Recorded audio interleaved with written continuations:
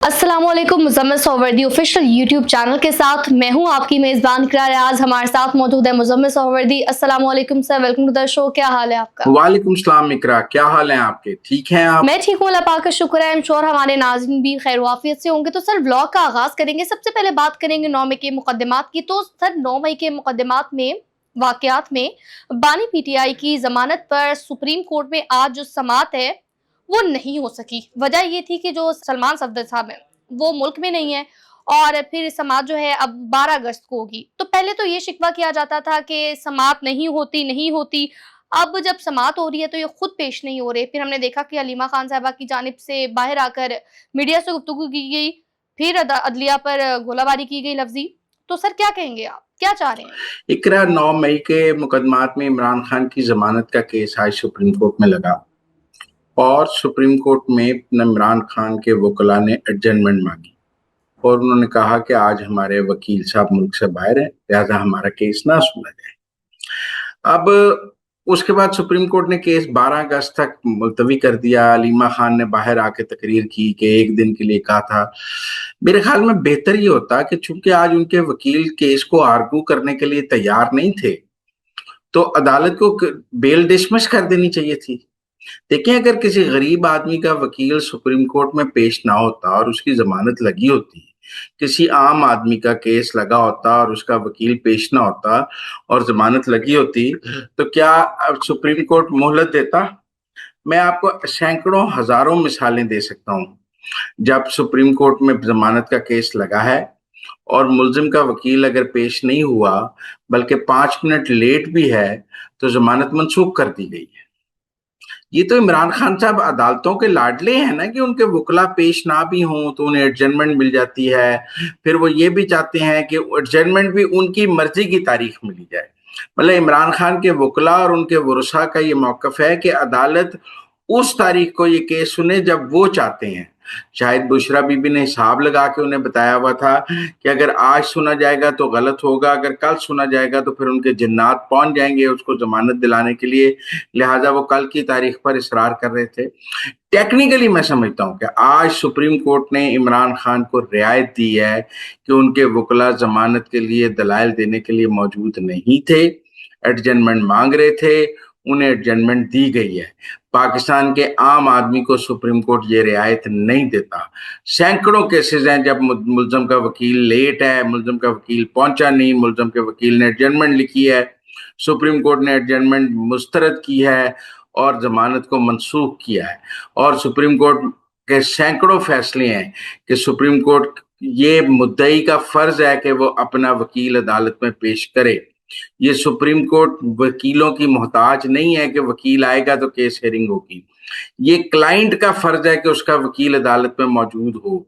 अगर वकील अदालत में नहीं है तो ये क्लाइंट का की गैर नाअहली है। इमरान खान का वकील नहीं है, ये इमरान खान की नाअहली है, अदालत की नाअहली तो नहीं है। मैं समझता हूँ एक तरफ उन्होंने आज अदालत से रियायत हासिल की है, सुप्रीम कोर्ट ने उनके साथ गैर मामूली सलूक किया है, वो सलूक किया है जो पाकिस्तान के आम आदमी को मैसर नहीं है। इसी को गैर मामूली इंसाफ कहा जाता है। इसी को कहा जाता है कि यकसा इंसाफ की नफी की गई है, क्योंकि आम आदमी को क्या वकील पेश ना हो तो जमानत मनसूख कर दी जाती है, इमरान खान का वकील पेश ना हो तो तारीख दे दी जाती है। ये जो फर्क है ना, इसको समझें। हलीमा खान ने तो बाहर आके फिर अदालतों के खिलाफ तकरीर शुरू कर दी। ये नहीं कहा कि मैं अंदर से गैर मामूली रिलीफ लेके आई हूँ, मुझसे अदालत ने बड़ी रियायत की है, मैं अदालत की बहुत शुक्रगुजार हूँ। उन्होंने बड़ी सिंपली आके बाहर आके भी अदालत के खिलाफ तकरीर शुरू कर दी। अदालतों को अपनी इज्जत खुद करानी है। जमानत मनसूख की होती ना तो बाहर आके ये तकरीर नहीं कर सकती थी। अदालतें अपनी बेइज्जती खुद कराती हैं। जब वो गैर मामूली रियायत देती हैं फिर अगले समझते हैं अदालतें हमारे नीचे लगी हुई हैं, बाहर निकल के और गालियां देते हैं कि ये और हमारे नीचे लगेंगे, हम इनको और जलील करेंगे। तो मेरे ख्याल में तो आज यही हुआ है, इससे ज्यादा कुछ नहीं। हकूक़ बलूचिस्तान लॉन्ग मार्च की बात करें तो लाहौर में दाखिले के बाद उसको रोक दिया गया। हमने देखा कि मंसूरा का घेराव किया गया पंजाब पुलिस की जानिब से। अब अगर हम बात करें मुज़ाकरात की तो मुंतज़मीन और पंजाब हुकूमत के दरमियान मुज़ाकरात जारी हैं। तो सूरत हाल क्या बनती हुई आपको दिखाई दे रही है? आपको क्या लगता है मुज़ाकरात कामयाब होंगे या नहीं? हकूक़ बलूचिस्तान मार्च जो है इस्लामाबाद की तरफ रवाना था जमात इस्लामी के मरकज मंसूरे जी। तक वो पहुंच गया, कोई बलूचिस्तान से चल के अब मंसूरे से आगे उन्हें नहीं जाने दिया जा रहा। मंसूरे पे बहुत पुलिस फोर्स मौजूद है। मरियम औरंगजेब जमात इस्लामी से मुज़ाकरात के लिए मंसूरे पहुंची हैं। जमात इस्लामी अपना हक दो मार्च जो है वो कोई इस्लामाबाद ले जाके धरना देना चाहती है। मैं तो इस धरना पॉलिटिक्स के सख्त खिलाफ। मौलाना हिदायतुर रहमान साहब को भी सोचना चाहिए कि एक तरफ बलोच यकजहती काउंसिल वाले तो धरना दे रहे हैं, हमें समझ आती है कि उनके पीछे फितनतुल हिंदुस्तान है, भारत चाहता है, भारत वहाँ हालात खराब कराता है, फिर BYC को उनकी सियासी सहूलतकारी के लिए आगे होते हैं। मौलाना हिदायतुर रहमान साहब को क्या हो, जब BYC धरना दे रही है तो आप उसके साथ जाके उनकी आवाज में आवाज क्यों मिलाना चाहते हैं? जमात इस्लामी को तो ऐसे नहीं करना चाहिए, मौलाना हिदायतुर रहमान साहब को भी ऐसे नहीं करना चाहिए। और मेरे ख्याल में ये कोई मुनासिब वक्त नहीं था इस्लामाबाद की तरफ मार्च करने का। उनके गिले, उनके शिकवे अपनी जगह, मौलाना महब बलूचिस्तान के हवाले से, मौलाना हिदायतुर रहमान गवादर के हवाले से एक मजबूत आवाज है, लेकिन उन्हें अपनी आवाज बलोच यकजहती काउंसिल या BLA को किराए पे नहीं देनी चाहिए। उनकी आवाज जो है वो पाकिस्तान मुहिब्बे वतन पाकिस्तान आवाज है। उनकी आवाज फितनतुल हिंदुस्तान की आवाज के साथ लब्बैक नहीं कहनी चाहिए। उनको जब वो BYC के साथ खड़े होंगे तो ये कोई अच्छा नेक शगुन नहीं होगा। जमात इस्लामी ने तो हमेशा पाकिस्तान की जंग लड़ी है।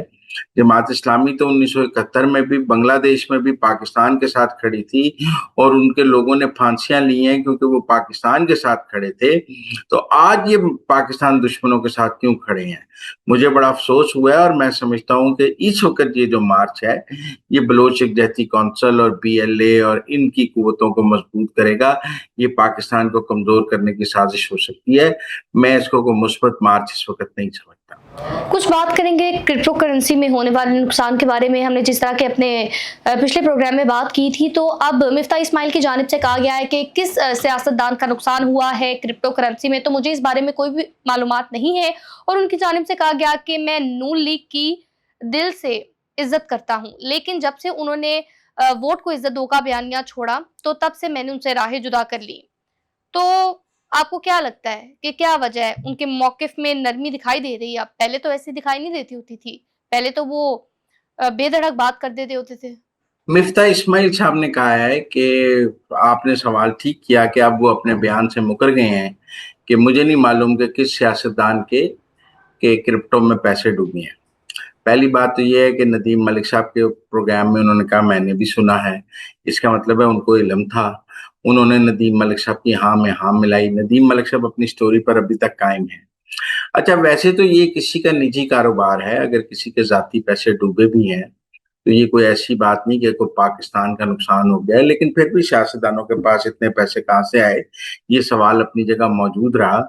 अब सूरत हाल ये है कि मैं समझता हूँ कि नदीम मलिक साहब और मिफ्ता इस्माइल साहब दोनों की ये जिम्मेदारी है कि वो उस सियासतदान का नाम बताएं जिसके क्रिप्टो में पैसे डूबे हैं। क्योंकि देखिए ना क्या सराइयां हो रही हैं, लोग अपने अपने टेवे लगा रहे हैं, हर कोई अपने सियासी मुखालिफ के बारे में भी बात कर रहा है।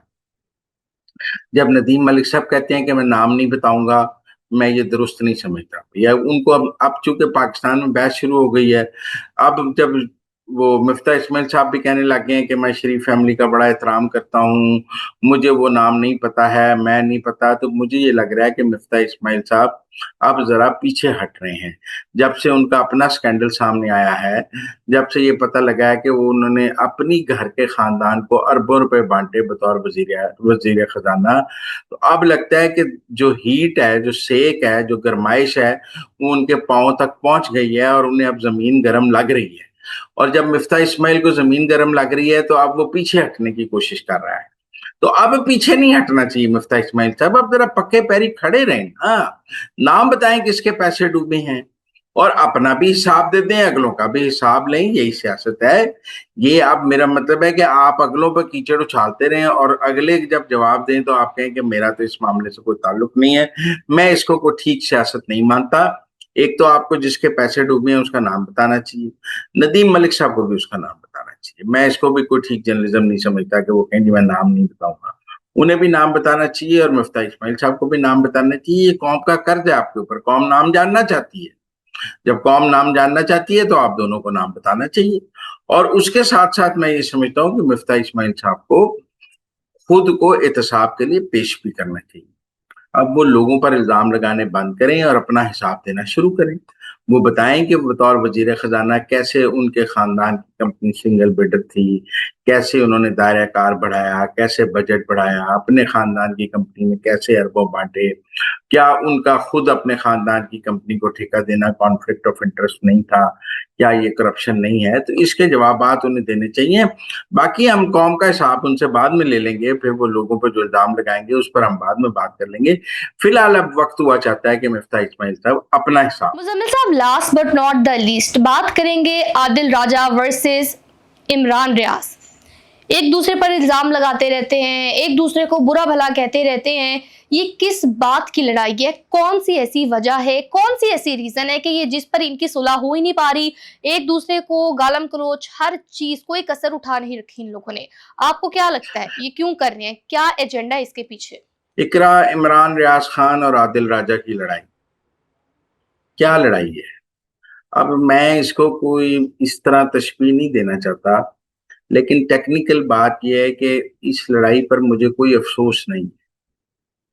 आप कहें तो मैं इस लड़ाई को एंजॉय कर रहा हूँ। जब दोनों एक दूसरे पर इल्ज़ाम लगाते हैं, दोनों एक दूसरे को शर बाज़ार नंगा करते हैं, तो मुझे मेरे दिल को तस्कीन होती है। जब आदिल राजा इमरान रियाज खान को टाउट कहता है, तो मैं आदिल राजा को मैं एंजॉय करता हूँ।